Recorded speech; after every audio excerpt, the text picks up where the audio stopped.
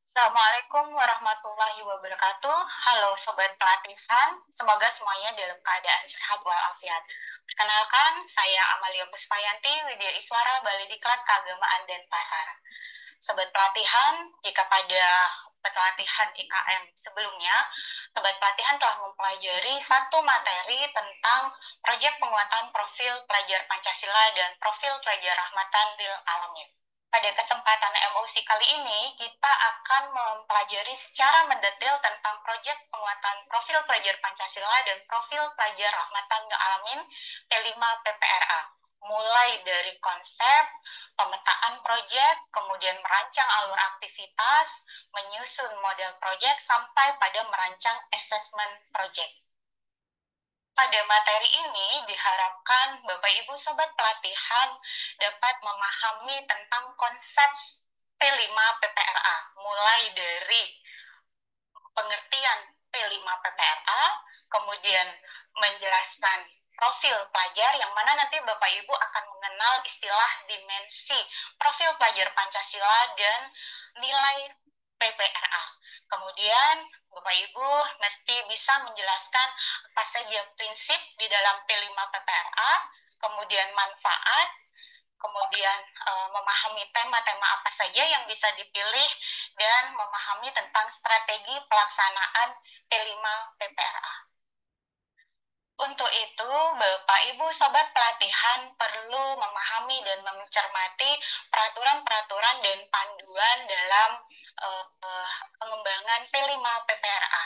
Yang pertama adalah panduan pengembangan P5 PPRA, yang mana di sini Bapak Ibu bisa mempelajari lengkap tentang hakikat dari P5 PPRA, kemudian strategi pelaksanaannya, bagaimana merancang asesmennya, sampai pada monitoring dan evaluasinya.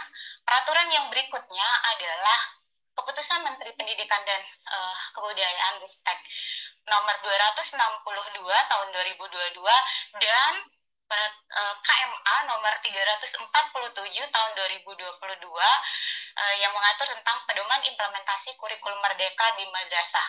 Jadi jika kita berbicara tentang P5 PPRA, tentu tidak bisa lepas dari struktur kurikulum, karena di struktur kurikulum itulah diatur tentang alokasi pelaksanaan proyek atau co-kurikuler. Peraturan yang berikutnya perlu Bapak Ibu pelajari atau pahami, itu adalah Keputusan Kepala Badan Standar Kurikulum dan Asesmen Pendidikan nomor 009 tahun 2022 yang mengatur tentang dimensi, elemen, dan subelemen profil pelajar Pancasila pada kurikulum merdeka. Sobat Pelatihan yang berbahagia, mari kita pahami apa sebenarnya yang dimaksudkan dengan proyek penguatan profil pelajar Pancasila dan profil pelajar Rahmatan Alamin. Sebagaimana yang Sobat Pelatihan ketahui, saya yakin sudah dipahami bahwasanya P5 PPRA ini adalah paradigma baru dalam kurikulum merdeka, yang mana ini dilakukan ya dengan pendekatan proyek yang kontekstual, ya, kemudian berbasis dari kebutuhan atau permasalahan yang ada di masyarakat maupun di lingkungan madrasah. Jadi kegiatan proyek ini ditujukan untuk menguatkan ya kompetensi dan karakter dari profil pelajar. Jadi apa yang perlu Bapak Ibu tekankan di sini adalah harapannya proyek yang Bapak Ibu rancang itu benar-benar kontekstual. Kontekstual dalam arti berangkat dari masalah yang atau isu yang memang muncul di lingkungan sekitar madrasah. Jadi paling tidak bisa jadi di lingkup warga madrasah ataupun masyarakat di sekitar tempat tinggal. Jadi untuk proyek ini harapannya adalah melalui proyek ini nanti akan ada pembiasaan-pembiasaan positif yang itu adalah ditujukan dalam rangka penguatan profil pelajar.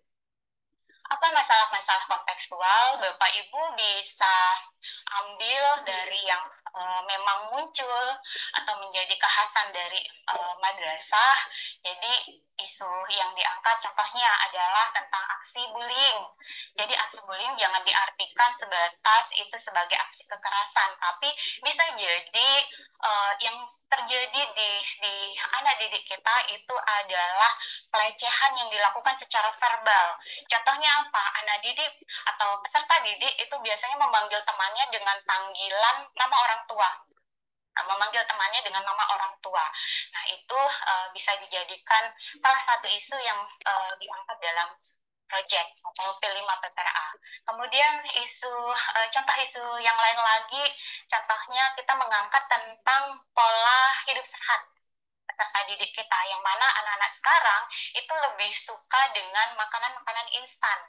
Artinya kesadaran untuk mengatur pola makan ataupun menyadari pentingnya makan makanan sehat itu agak sedikit kurang. Jadi melalui proyek isu tersebut bisa diangkat sehingga nanti di akhir pelaksanaan proyek itu masalah-masalah tersebut tidak lagi terjadi. Tidak lagi ada anak-anak yang memanggil temannya dengan nama orang tua. Tidak lagi ada anak yang tidak menyukai makanan sehat, seperti menyukai sayur ataupun buah. Hal yang menjadi penekanan tentang pentingnya proyek di sini, yang pertama adalah tentang pentingnya proyek dalam rangka membangun kepekaan peserta didik kita terhadap masalah-masalah yang muncul di lingkungan sekitar mereka. Jadi di sini membangun kepekaan mereka terhadap penyelesaian masalah di lingkungannya mereka. Kemudian dari proyek tersebut kita harapkan dapat memberikan pengalaman kepada peserta didik dalam melakukan investigasi, kemudian pemecahan masalah, kemudian bagaimana mengambil keputusan yang mana itu tetap tentunya dalam pendampingan guru. Kemudian yang berikutnya adalah melalui proyek ini paling tidak ada aksi nyata yang dilakukan oleh peserta didik dalam rangka menyelesaikan permasalahan atau isu-isu kontekstual di lingkungan sekitarnya. Jadi paling tidak di sana peserta didik ikut kita arahkan untuk memulai peduli dan ada kontribusi terhadap lingkungan sekitarnya. Itu. Jadi berikutnya adalah di sini tentu yang menjadi fokus dari P5 PPRA adalah pentingnya proyek ini bukan sekedar melaksanakan proyek, tetapi ini adalah dalam rangka menguatkan karakter peserta didik. Dan akhirnya semuanya akan bermuara pada pembentukan kompetensi peserta didik yang sesuai dengan tuntutan abad ke-21.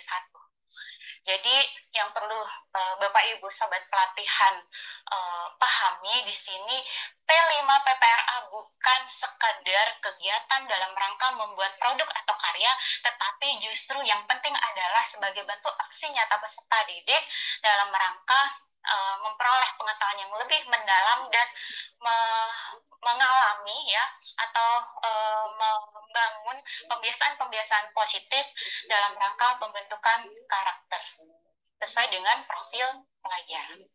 Penguatan profil pelajar di madrasah fokusnya ada dua, Sobat Pelatihan. Jadi silakan diperhatikan kalau kita bicara tentang proyek di madrasah itu adalah dalam rangka menguatkan profil pelajar Pancasila dan profil pelajar rahmatan lil alamin ya. Jadi ada dua penekanannya di sini. Diharapkan integrasi kedua profil ini adalah satu upaya ya dalam rangka menguatkan profil pelajar kita yang mana tetap mengacu pada falsafah Pancasila dan diharapkan tentu lulusan madrasah kita itu memiliki cara beragama yang moderat.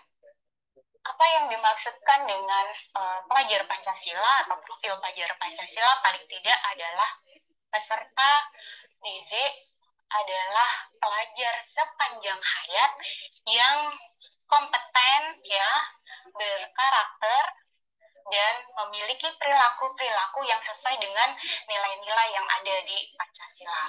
Nah, jika berbicara profil pelajar Pancasila, Bapak Ibu Sobat Pelatihan akan mengenal istilah dimensi. ya. Jadi untuk di profil pelajar Pancasila akan ada 6 dimensi. Yang pertama adalah beriman dan bertakwa kepada Tuhan Yang Maha Esa dan berakhlak mulia. Yang kedua adalah berkebinekaan global. Yang ketiga adalah gotong royong, ya. Kemudian mandiri, kemudian kreatif, dan terakhir itu adalah bernalar kritis. Jadi ada 6 dimensi yang ingin dikuatkan melalui profil pelajar Pancasila. Dari dimensi yang ada di profil pelajar Pancasila kemudian dijabarkan ke elemen dan sub elemen, yang mana ini silakan Bapak Ibu bisa temukan di Peraturan Kepala BSKAP nomor 009 tahun 2022. Di sana Bapak Ibu Sobat Pelatihan bisa perhatikan bahwasanya ada turunan dari dimensi ke elemen dan subelemen. Dari 6 dimensi itu ada penjabarannya masing-masing.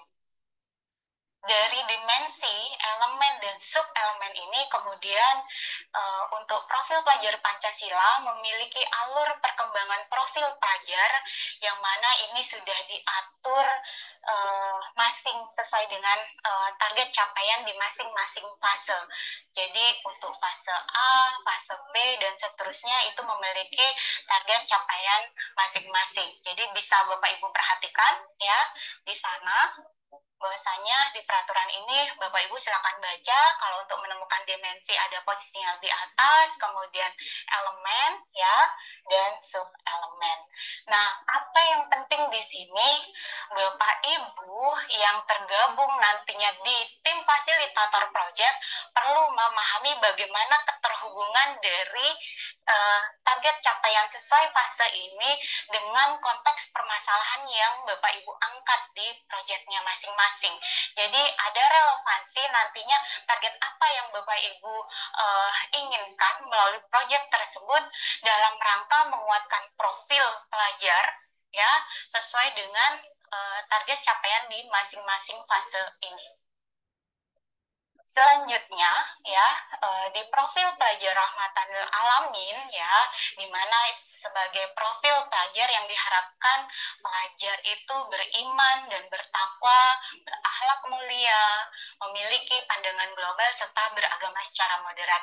Di sini ada 10 nilai yang ditekankan Bapak Ibu ya.